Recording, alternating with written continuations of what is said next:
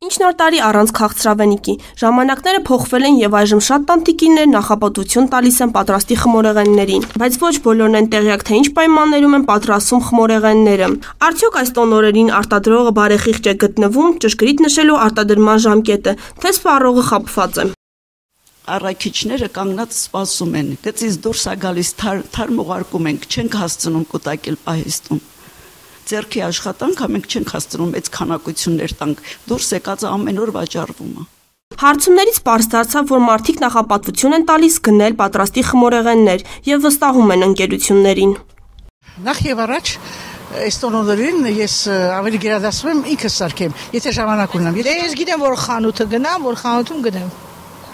Վստահված խանութներից եմ գնում։ Քանի որ հիմնական ժամանակ չի լինում տանը պատրաստել, գնում եմ ինչ-որ ընկերության արտադրանք։ Եթե ընկերություն լինի, որ ասենք թե տենց պատրաստի բան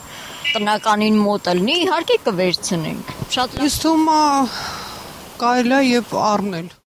Փորձեցինք պարզել ընկերությունները բողոքներ ստանալու դեպքում ինչ համապատասխան միջոցներ են ձեռնարկում եւ ինչ է լինում չսպառված արտադրանքի ճակատագիրը։ Լինում է, որ խանութ են վերադարձնում։ Դրանց մի մասը, որը հնարավոր է մշակել, շանք վերամշակում ենք, իսկ այն մասը, որը պիտանի չէ վերամշակման, անասնակեր ենք ուղարկում։ Հա, մենք անպայման ուղարկում ենք մեր մասնագետին, գնում են խանութներ, իրենց աչքով տեսնում են, դա մեր ապրանքն է, իրոք փչացել է մեր պատճառով, մեր արտադրանքից, թե իրենց պահպանման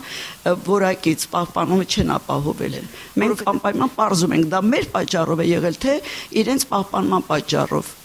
Եթե մեր պատճառով է, մենք անմիջապես ետ ենք վերադարձնում, նորով փոխարինում ենք։